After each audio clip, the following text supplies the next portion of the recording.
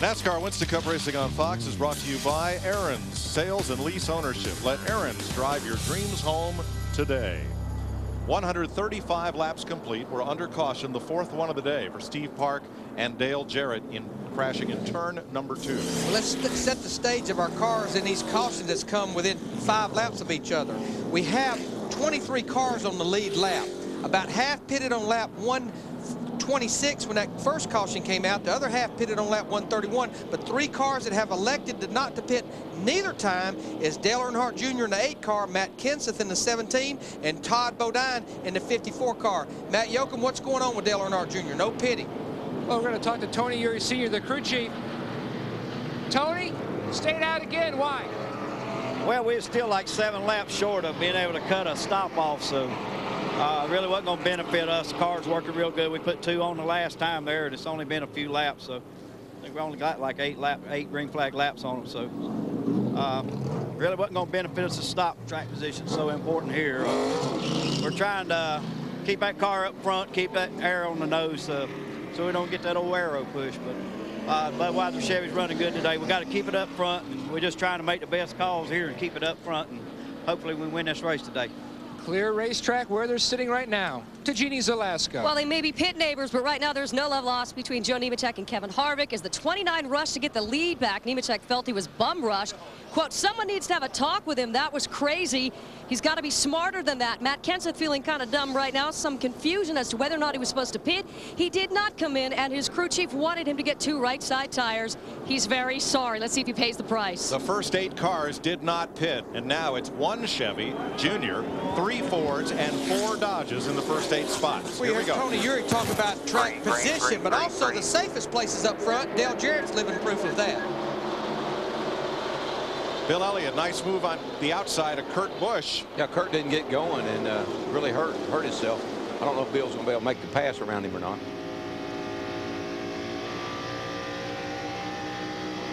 Tight back in there, guys. Tight. Robbie Gordon in the 31 car. He's on the inside of Dale Earnhardt Jr. He's up there trying to get his lap back now, as well as Tony Raines in the white car, the 74. As this race goes along, it just, the 20 car's smoking back in there.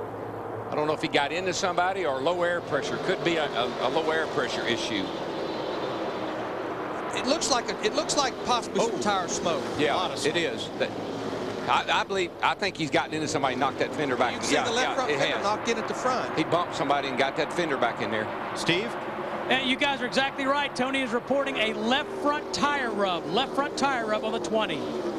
Now, Darrell, how long can you stay out with them? As long as they get till they give you the black flag, and that won't be very long. So, Jeff Gordon trying to climb back up through after a gas and go stop. He's in 22nd place right now, Matt. He pitted 3 times under that caution, Mike. The second time he came back in under NASCAR's call, they had to cut away the loose side skirting on the left side. And then after they'd already lost all that track position, right before we went back to green, they came back in again just to top off for fuel. Now, if you remember back to last week, Dale Jr. bumped his left front fender in on his left front tire. He ran a lot of laps, but it finally did cut it down, depending on what piece of metal is rubbing on that tire as to whether it'll cut the tire down or not. And yeah, I tell you, with that left front corner, with that hole in it, regardless of the fender rubbing, that car's not going to drive as good as it was driving. But I'm sure he'd just as soon to sit out there and let it smoke a little bit than he would to come to pit road. Sure, because that would cost him a lap. Oh, yeah. Dale Jr. way out in front of Matt Kenseth now, who battles 1 lap down Robbie Gordon. Todd Bodine up to 3rd, and Bill Elliott on the move. He and Sterling Marlin now 4th and 5th. I mean, Sterling Marlin in the 40 car, he has amazed me. I mean, it was less than 100 laps ago that he was a lap down, and here he is in the top 5. A little bit of strategy on that group's part. Lee McCall, Tony Glover pitting and then staying out. Jimmy Johnson down below the line. Now no out of bounds here in Vegas. Good thing. The out of bounds here is green. Yes, yeah, and it has roots. That's right. Right. But I tell you, there's another car right in front of him. Give a call to that crew right there. 97 of Kurt Busch. He's been to pit road fixing and repairing the car, and now he just went by Bill Elliott for 5th. Yeah, he's been really fortunate. Ever since he had that damage, we've had a couple of really quick cautions that have given him an opportunity to work on it, and there he is right back in the hunt. Todd Bodine, the National Guard 54, has caught Matt Kenseth for second place. Well, as we said early in the show, this is the only place last year that Todd had. He won the pole here, and he had a top 5 finish. And they've got a pretty good setup for this joint, looks like. Robbie Gordon, the 31, is a lap down, but trying to stay within sight of Dale Jr. should a caution come out. Of course, Todd's won here before in the Busch Series, so he likes this racetrack. He ran well yesterday. Had some problems, but he was up there fighting for the lead, and had it called when the rain came the first time, he would have been the winner. Aerial coverage today provided by Budweiser. As you look over more than 120,000 fans, and a close race here, but for the leader, Dale Jr. has stepped out to a 2.5-second advantage, while second place Kenseth and Bodine are nose to tail. Yeah, and while they're battling each other, Dale Earnhardt Jr. in that 8 car, he's just getting smaller and smaller out there. He's just driving away because he is right now 3 to 4 tenths a second quicker each lap. Well, on the previous caution, Dale Earnhardt Jr. was talking to his car chief and cousin Tony Jr. and he said, "Hey, did you see all that 3 and 4 wide racing going on a little earlier?" And they said, "Yeah." He goes, "Did you see me just making those great rocking moves back on the backstretch?" And they said, "Yeah." And he said, "It looked kind of like the old black number 3 sitting here for a minute, didn't it? I bet that's what you all thought." And he said, "Yeah, it was pretty wild." He goes, "Man," he goes, "I've seen him do that stuff 100 times.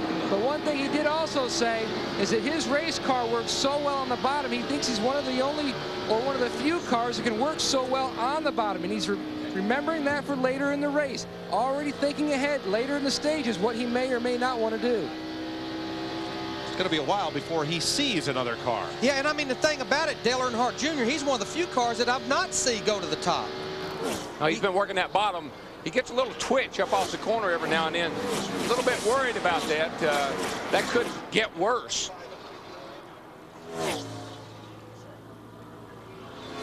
Darrell, let's have a look at Man, there was Johnson. a pass. The 19 and the 40 were really kind of racing each other. Jimmy Johnson took advantage of it. Fight for 4th place here. Of course, the 19's a lap down, and I think outside, bud, outside.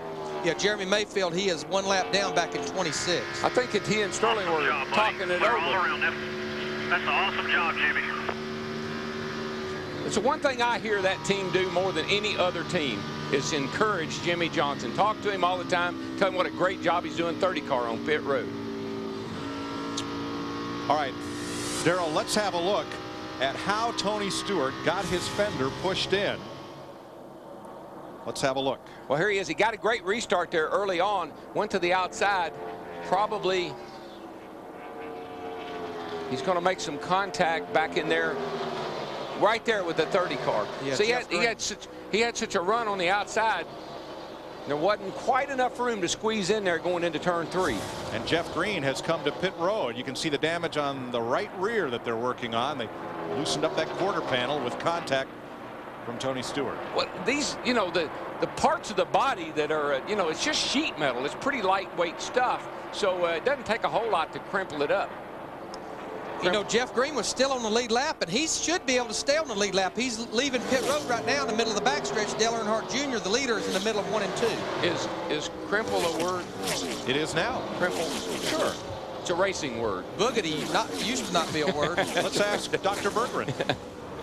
Well, yeah, it's probably a good word, but the good word from car 54, Todd Bodine, is, quote, "The car is running great." We've heard all day from different drivers complaining about one thing or another, not with Todd Bodine. To Matt.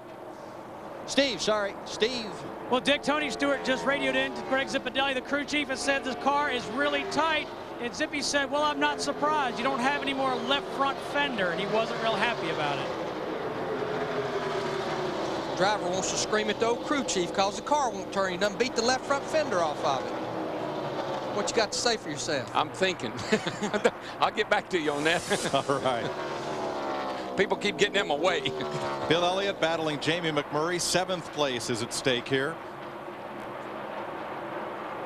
Jamie's doing a nice job again today, and of course his teammate Sterling's up there. He's doing a whale of a job. He just 5th place.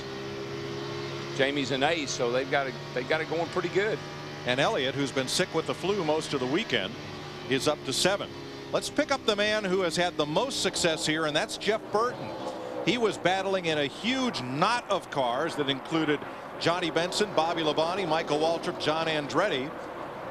And now Burton makes the move. There you see on the Fox tracks, he's about 11 seconds behind the leader right now, Dale Earnhardt Jr.